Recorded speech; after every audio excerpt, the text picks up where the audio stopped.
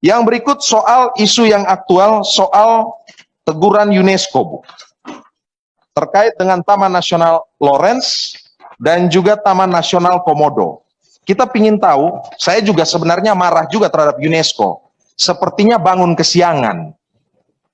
Emang di mana saja? Tetapi peringatan UNESCO ini tidak bisa dianggap sebelah mata juga, Bu. Karena apa? Karena predikat Taman Nasional Komodo dan Taman Nasional Lawrence ini juga didapat dari UNESCO yang memberikan sebagai situs atau warisan alam dan budaya. Nah, karena itu menurut saya hikmah dari teguran UNESCO ini harus kita tangkap betul, Bu.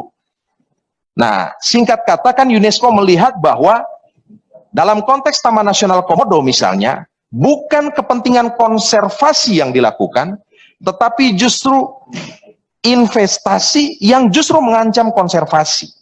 Itu kira-kira yang bisa kita baca. Demikian juga dengan Taman Nasional Lawrence terkait dengan Trans Papua itu, Bu. Nah, karena itu kami ingin mendapat gambaran yang konkret menyangkut sikap resmi dari KLHK ini, bagaimana menyikapi ini.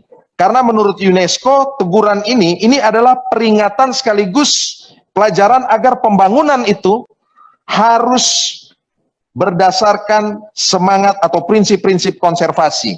KLHK harus menjadi gerbang, menjadi palang pintu penjaga konservasi, bukan pemberi izin investasi yang mengancam pelestarian alam. Kalau bicara Taman Nasional Komodo ini saya cukup percaya diri, Pak, karena saya punya orang-orang ada di sana juga, masyarakat adat dan segala macam, dan saya punya kepedulian yang cukup besar soal itu.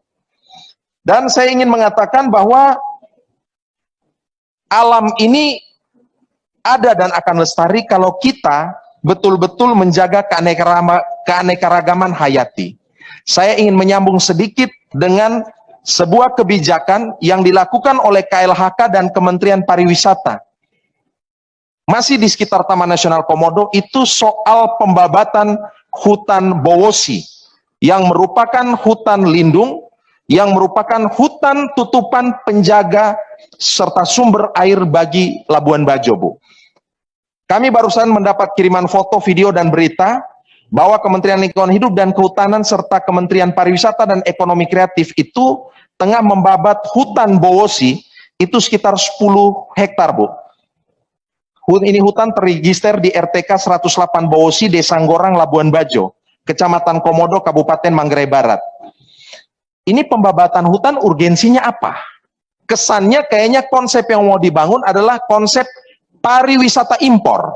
Vegetasi lokal itu mau diganti dengan tanaman-tanaman bunga dari luar yang kami lihat. Ini ada foto, ada video, saya bisa share ke Ibu, kepada Dirjen KSDAE. Dan penegaman hutan ini jelas-jelas menjadi kabar buruk, Bu. Karena hari ini Labuan Bajo sudah kekurangan air. Fungsi hutan kan macam-macam. Salah satu kan fungsi untuk suplai air. Dan air bukan cuma untuk masyarakat penuhi kebutuhan sehari-hari, tetapi juga untuk sumber pertanian di sekitar Labuan Bajo itu, Bu. Izin pimpinan, interupsi pimpinan.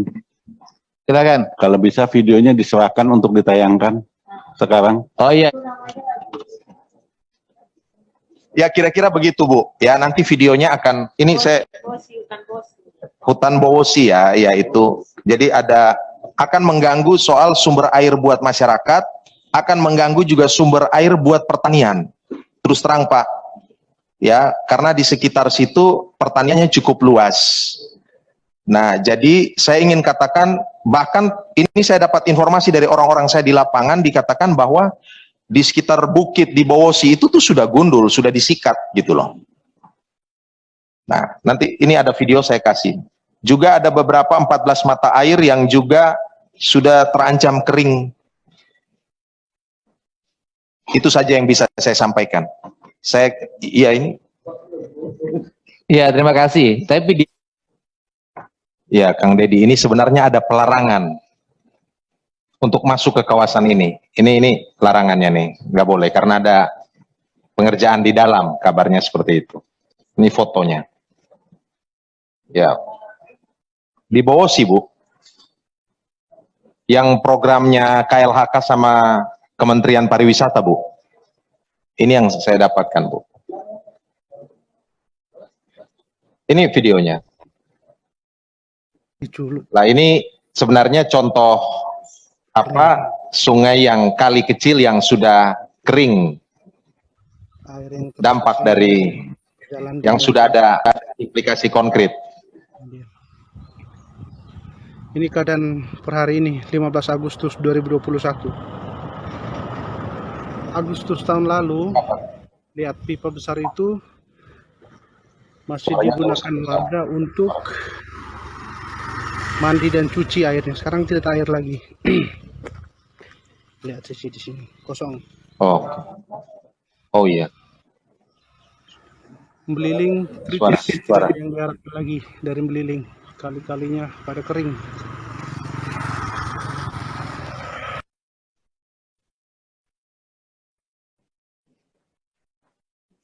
Yang nah dari ini.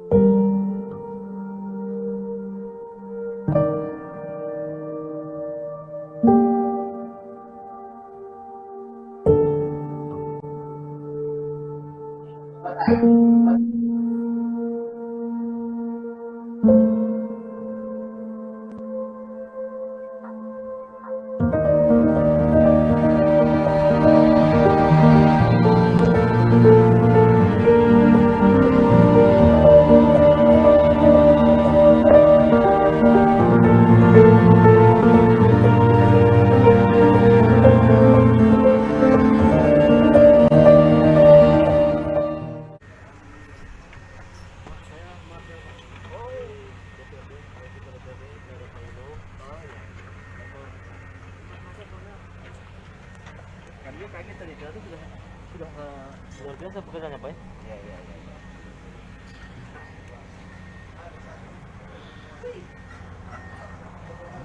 Mari. Bapak dari mana? Dari apanya? Saya dari karyawan pelaksana. Pelaksana aja ya? Perusahaan? Iya, dari apa?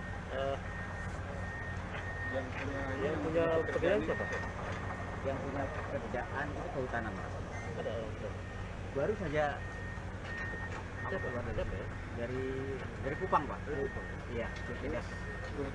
Yang punya proyek hutanan provinsi. Kehutanan kementerian. Oh, Ya, kementerian. ini untuk apa ini? Ini untuk persemaian modern. Ya? Untuk persemaian. Persemaian. Iya, Persemaian apa itu? Persemaian di hutan. Di tanaman. Bapak tidak tahu, karena kan apa status lokasi ini Bapak tahu? Kami kan hanya pelaksana aja. Seluruhnya berapa hektar, Pak? Yang mau digunakan? Ini seluruhnya yang sudah dipagar 30 hektar.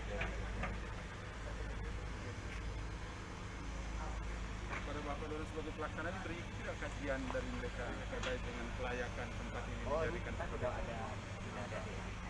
Ada Bapak kan DD-nya? DD-nya sama Bohir. Sama yang punya pekerjaan ini. Sama kementerian. Tadi habis dari sini. Habis rapat dengan dengan ibu wakil MPR.